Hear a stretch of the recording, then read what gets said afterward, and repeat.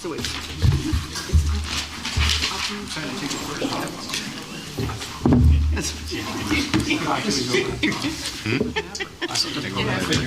No, I can't think. Closest, probably the most accurate. Trying to find a woman that likes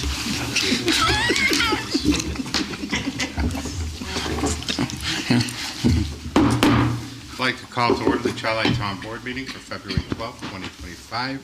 Would everyone please rise and join us for the invocation and pledge of allegiance.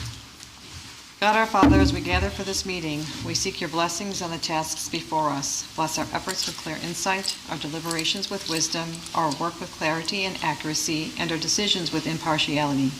And as we near Valentine's Day, we also pray for increased love and ask you to bless our relationships. May the love and affection we share with each other always come from a sense of care, service, and respect. Amen.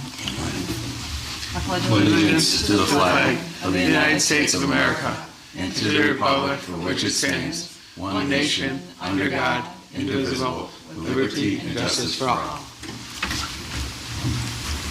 Roll call, please. Councilman DeCory. Here. Councilwoman Spare. Here. Councilman Valerio. Present. Councilman Slattery. Here. And Supervisor Dunning. Here. Other officials and advisors present this evening: to my far right, Town Clerk Jenny Ignatowski. Also to my right, Deputy Town Supervisor Councilman Michael Slattery. To my far left is Council for the Town Jared Hertz. At the side table, we have Commissioner of Public Works, Superintendent of Highways David Lindsay, and our Insurance Counselor Scott Bonnewell, and from my office, Don Forte. Our stenographer is Sandy Hewitt. And in case of emergency, if you would please use the exits to the corners of the room. And at this time, anyone with a cell phone, if you please either turn it off or set it to vibrate, we would appreciate it. So this evening, we do have 3 public hearings. For each of these public hearings, please, if you wish to address the board, step up to the podium, state your name and address for the record, and you shall be heard. On the first public hearing, it is Local Law of 2025 to amend Local Law Number 2 of 2022, Chapter 451, Taxation Exemption for Volunteer Firefighter and Ambulance Personnel in the Town of Chi-Li. Is there anyone wishing to speak at this public hearing? Seeing none, I'll close the public hearing. We'll move on to the second public hearing, Local Law of 2025 to amend Article 5's site plan approval of the Town Code of the Town of Chi-Li, adding Section 539D and Section 540F. Anyone wishing to speak at this public hearing? Seeing none, I will close that public hearing. Local law public hearing number 3, Local Law of 2025 to amend Article 19, Solar Energy Systems 500-36B and 500-136H1D of the Town Code of the Town of Chi-Li. Anyone wishing to speak at that public hearing, please step up, state your name and address for the record. Pharrell Johnson, representing Solar America Energy.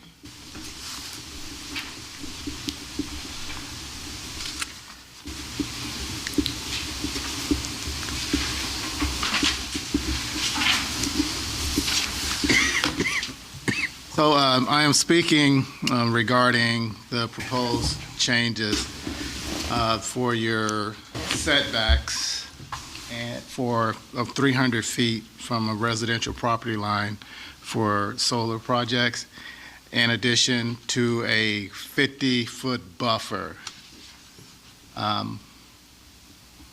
As we interpret that, and please correct us if we're wrong,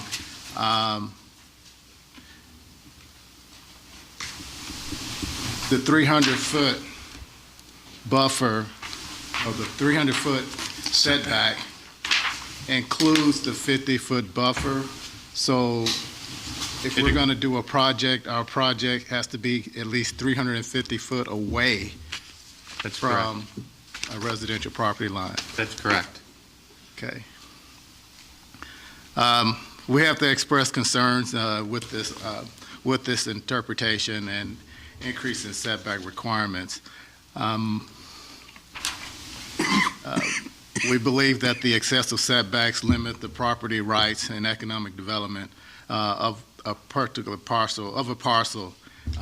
Obviously, you know that we are trying to get permitted a particular parcel within your jurisdiction. and that setback, you're killing our project. You're killing this economic opportunity for this landowner who has rights. The landowner loses economic opportunities when the setbacks make projects financially unviable. Decreased development results in loss of tax revenue that impacts your schools, emergency services, and infrastructure funding that could benefit from those taxes. We don't think there's any justifiable health or safety or environmental basis for such an increase. At this point, is there an opportunity for an exchange, or we just get to we make our comments? There's certainly opportunity for exchange during a public hearing. Okay. Let me just, if I may. Sure. So we spent quite a bit of time researching other codes across New York State and across the country, as well as information from the World Health Organization.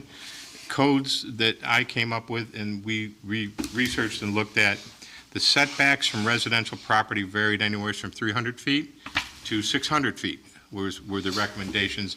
World Health Organization was one of the ones that recommended even a further distance. Looking at this, we said, okay, we'll look at the minimal of what's been done typically in other areas, as well as looking at what would be best in the interest of the surrounding properties.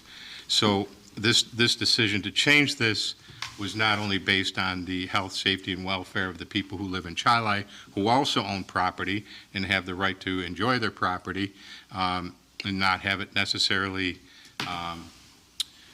be too close to something that perhaps it wouldn't be appropriate to be. So the 300-foot setback was where was determined, seemed to be the most appropriate to protect the surrounding residential properties, not only for this parcel, but for other parcels in the town of Chili that have similar characteristics.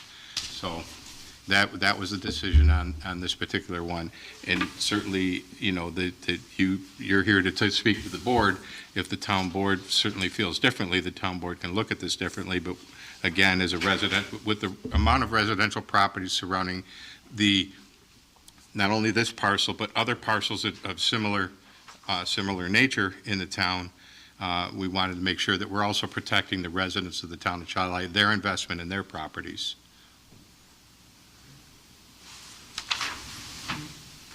Obviously, we have significant experience and have done different projects, multiple projects across, and I'll say from experience that, and I've worked these smaller size and utility scale, and that appears excessive. We're typically used to seeing something a lot smaller than that. In terms of the health concerns, I'm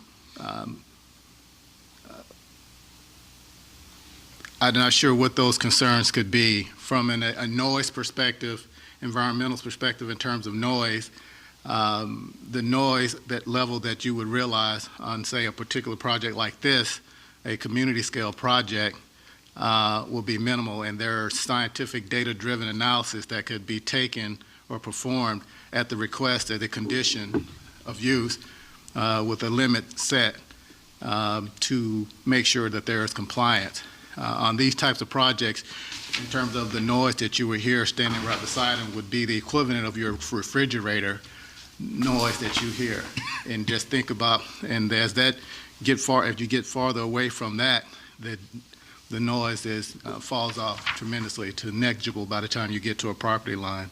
In terms of other concerns that could be, whether it be a glare, the panels are typically coded, and a data-driven analysis can be done as well if that is a concern, and a limit can be set, and as long as we comply with that, that will address that. I'm not sure what other health concerns would warrant such a significant setback.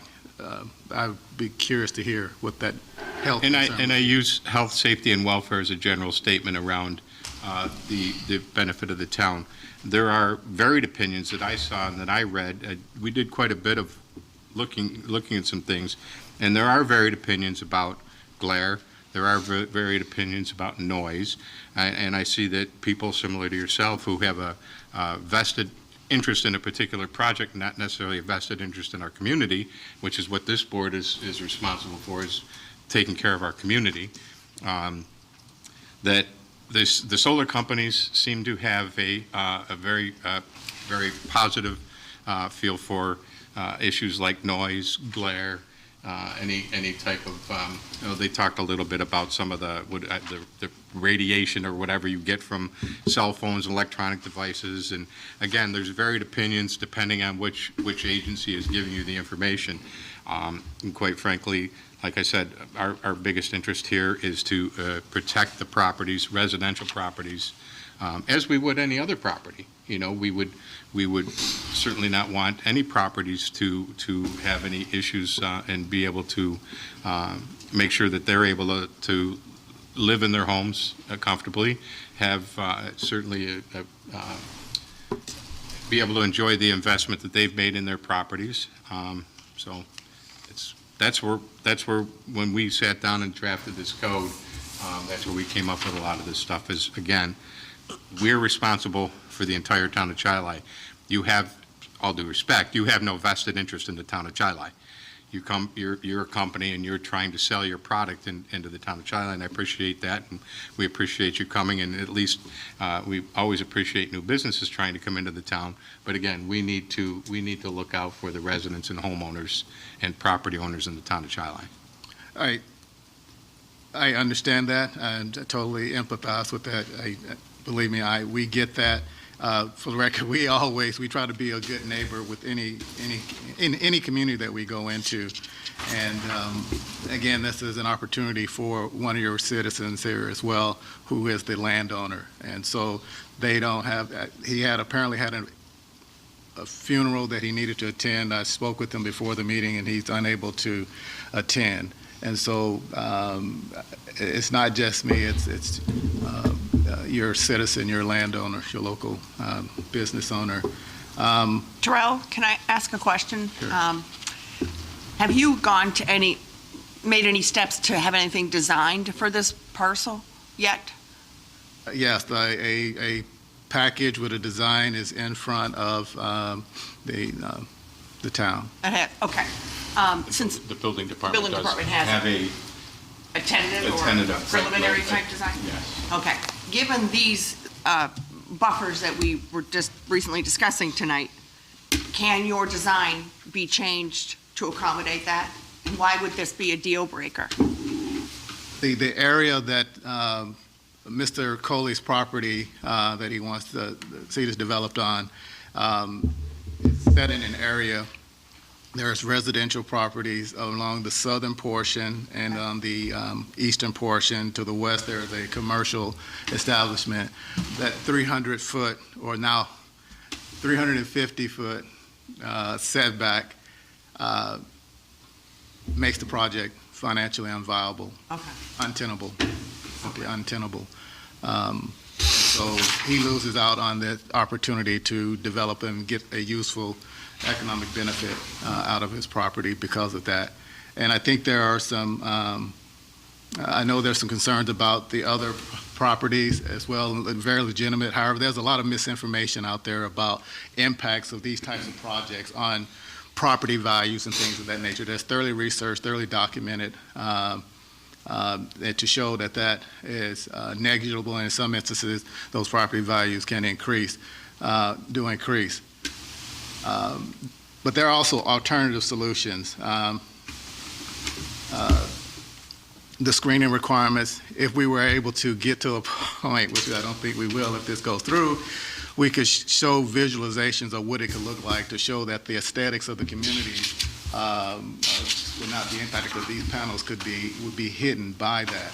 And so the screening buffer alone would be fine, and we could do that, put trees, vegetative screening, trees along there, and so the properties on the south and to the east, when they step on their back porch, they will see trees, and you can set height requirements for them. I get it.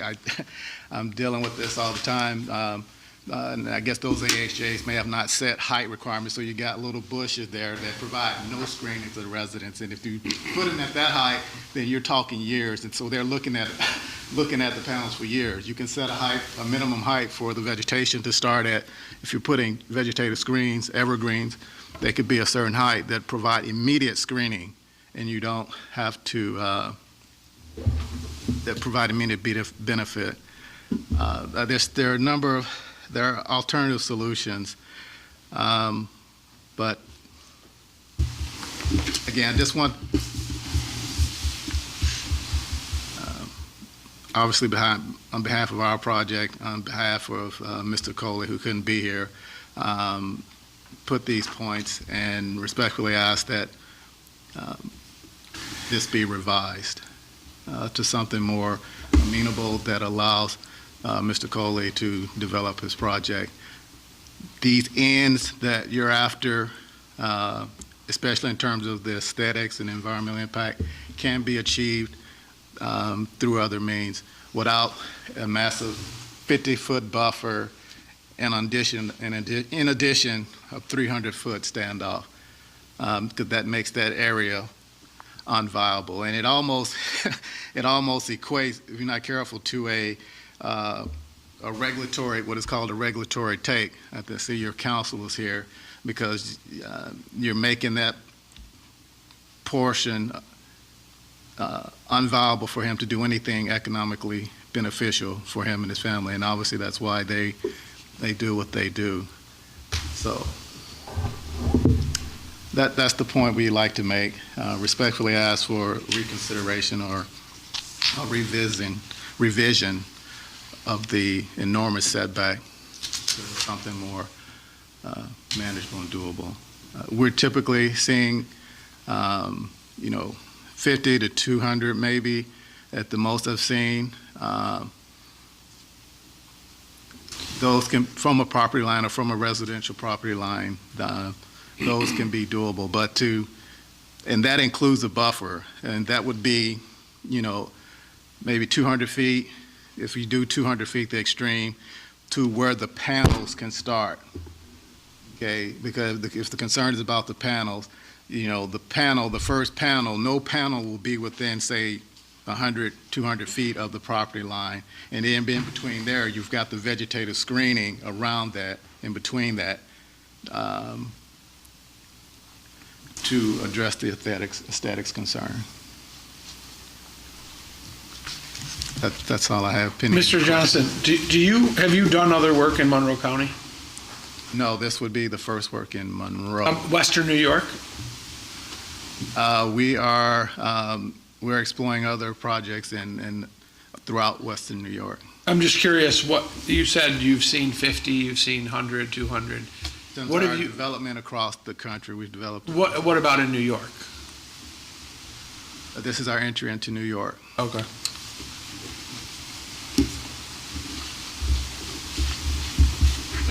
Anything else?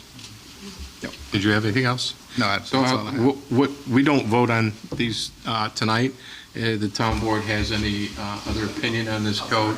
Oh, I'm sorry. I'm sorry. I apologize. Yeah, my name's Joe Hens. We're the civil engineer, Ingalls and Associates for Soul America. So I just have a couple points to touch on that Carl might have mentioned or forgot to mention. As Councilman Valerio said, are there any other projects in Western New York that we've worked on with Soul America that have this setback? As a matter of fact, we have a project that's in front of the town of Amity right now. That's more southern tier, but they have a 250-foot setback, and that's actually to the structure or the building itself, which I think would be an okay compromise, or even 300 feet to the structure. For this project specifically, the southeastern portion of the array is what's being most heavily impacted. So that'd be a big help just to maybe pull that setback back slightly for the project and still, maintain the intent of what the board's looking for, looking out for the welfare of the residents. Another compromise position that the board could potentially look at, which would still meet the same intent, would be to require complete screening of the array. So the array would be completely screened and not visible.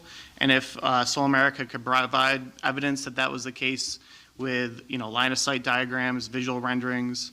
We actually went out into fields before and hung flags at the height of where the panels are going to be at the max tilt. I believe these are tracker panels, so they're going to rotate with the sun But we could show that the proposed tree planting height would completely screen the array. And, that way you're still meeting the intent of, my understanding is the intent is to, mitigate any visual impacts. That's Excuse me, I'm sorry. Who do you work for? We work for Soul America. No, but you said you're within, Ingalls and Associates. and where are you located? We're located out of Saratoga Springs, New York. Okay, okay. New York firm. And then you mentioned this other facility down south in the southern tier? Yes, this is in Amity, New York. That we're Okay. currently working on. What is around that facility? Are you currently building that? Is it built, or is it in the design process? It's in the design process currently. Okay, is it with this organization as well? Yes. Okay, it's in the design process. And then what is around that site? What is your neighbors to the north, south, east, and west? This is a similar project where it's actually an agricultural field, which is my understanding is that's the parcel near Archer. I think it's used to plant corn. Right now. Years ago, on it. yeah. I don't know what the current use is, but there are some residences across from this project, kind of a similar situation to the west. Is it a rural setting? Is it near subdivisions? This would be more rural. This is a more rural setting for sure. Okay, okay. So north, south, east, and west, what do you have, your neighboring properties? What are they used for now? Right now, there's a residential houses kind of across the street. What size lots? I'm not sure off the top of my head.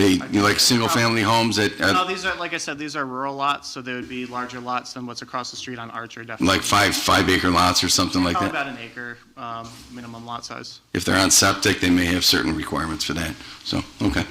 Just trying to get a feel for what you're talking about, Yeah, understood. for a comparison standpoint. Yeah, and like I said, we've seen projects, and we've done other projects in this area. I would say this is probably the most suburban location that we've done projects. Typically, they're more rural, but we have done some projects in Monroe County. We had a project in Sweden, New York. Mm-hmm. We had a project in Hamlin, New York, and I think all of those were successful projects that were well screened. So I think. Hamlin had some controversy out there with that one. Or they tried to do a wind farm out there as well, and It so, might have been a different project. This one was on, yeah, that was very controversial. on Redmond Road? Yes. Yes. Really? Yeah. Interesting. I didn't hear that. Okay. Yeah. So my involvement was a while ago, so we Goes typically. back about 15 years now, Yeah. better. Oh, yeah. Okay. If I would, sorry. No, go ahead. What's that? Yeah. So I just want to address one of the suggestions that you had made was from the structure rather than the property line. And we did discuss structure, property line, and I think we included both, because the setbacks, side setbacks, front setbacks, rear setbacks on residential properties, while there's a standard for it, some of them are built closer to lot lines, some of them a little further than lot lines. So in order to, again, protect the homeowners, if you will, the property owners, the lot line or the property line seemed to be the best fit in order to make sure that we were, again, looking out for the best interest of also the residential properties. So the property line, it allows the people to enjoy their properties in totality, rather than from their structure itself. So that was we did have the discussion, and I do believe, based on one of your other comments, I do believe there is a perimeter buffering requirement, was there not, Counselor? So we did understand that the complete perimeter, regardless of the zoning around it, would have to be buffered. Okay. Does that include existing buffers like hedgerow? You still have from the property line. Yeah. Your property line, if you will, or Mr. Coley's property line, you have from the adjoining areas over there, you still have to have that 50-foot buffer in addition to the 300 feet. So I understand that the property behind you is limited industrial. The property, for all intent and purpose, the railroad tracks is limited industrial, and those would also require the 50-foot setback and be fully buffered. Okay. So, Yeah. correct, am I correct in That that? is correct, and although we're talking specifically about this subject property, this is a revision to the code that applies to all applicable. The whole town, And, Correct. and there are other are others. properties that fall Yes. into this category, right. so it's not just this one. Anything else? Anything else from the board? No. No. So just so you know what happens from here, we don't vote on anything until the next meeting. The town board, if they have want any considerations for any changes to this, they will certainly let me know, and we will have discussions about whether or not, but absent of any, this will be up for the town board's consideration to adopt at the next town board meeting in March. Okay? So moving right along, we do have the public forum. Anyone wishing to speak at the public forum, please come up, state your name and address for the record, and you shall be heard. I'm going to assume that we have no one for that one. So, under matters of the supervisor, I don't believe I have anything pressing. I heard we had a great father-daughter dance turnout, right, the Huge other night? turnout, amazing event. Last Friday night? Our Charlie Rec crew, as always, puts on a wonderful time for our residents. It looks like they got a great catalog of things coming up, too. A lot of nice family events coming up. A lot of good things happening there, so. You didn't get any injuries, did you, tearing up that dance floor? Knee. Knee? Yeah. Yeah. I did hear they did have to fix the floor a little bit after he tore it up. No, I heard he was breakdancing. Handstands. And I really, I don't have anything else that's pressing at the moment. Matters of the council, anyone have anything? No. Okay, moving along, we do have the approval of the minutes from the January 15th meeting. Also, there's been several reports submitted. Moving right to the agenda. Resolution 84, Friends of the Library donation. Moved by Councilwoman Spare. Second. Second by Councilman DeCory. Questions or comments? Roll call, please. Councilman DeCory? Aye. Councilwoman Spare? Aye. Councilman Valerio? Aye. Councilman Slattery? Aye. Supervisor Dunn? Aye, passes 5-0. Resolution 85, New York State Legislative Initiative Fund Grant. Moved. Second. By Councilman Valerio, seconded by Councilwoman Spare. Questions or comments? Roll call, please. Councilman DeCory? Aye. Councilwoman Spare? Aye. Councilman Valerio? Aye. Councilman Slattery? Aye. Supervisor Dunn? Aye, passes 5-0. Resolution 86, amend Resolution Number 72 of 2025. Move. Moved by Councilman Slattery, seconded by Councilman DeCory. Questions or comments? Roll call, please. Councilman DeCory? Aye. Councilwoman Spare? Aye. Councilman Valerio? Aye. Councilman Slattery? Aye. Supervisor Dunn? Aye, passes 5-0. Resolution 87, Town Court. Moved. Moved by Second. Councilman DeCory, seconded by Councilwoman Spare. Questions or comments? Roll call, please. Councilman DeCory? Aye. Councilwoman Spare? Aye. Councilman Valerio? Aye. Councilman Slattery? Aye. Supervisor Dunn? Aye, passes 5-0. Resolution 88, set a public hearing to repeal and replace Chapter 433, Stormwater Management of the Town Code. Moved. Second. Moved by Councilman Slattery, second by Councilman Valerio. I had a question on this today, and I just want to make sure that anybody at home understands this. So if you look at the Town Code, Section 433 right now, it's a paragraph. There's really literally nothing there. So this whole entire code is new. So nothing is, there's no changes, if you will, Gotcha. specific to this entire large book here of this. This is all new. All new, So okay. if you're looking to try and compare to what the code was and what it is, read that entire thing because that's it. Okay. So in this, I believe it's something that was mandated Secondary from summary the of the state of New York. changes. Is that not correct, David? That's correct. And this is basically mostly their language, read the whole thing. Mostly what we need to do to meet the requirements of stormwater? It follows a lot of their model ordinance. Okay, all right. Any other questions or comments? Roll call, please.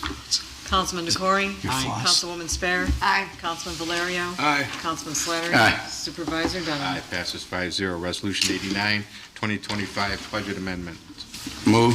Second. Slattery, second by Councilman DeCory. Questions or comments?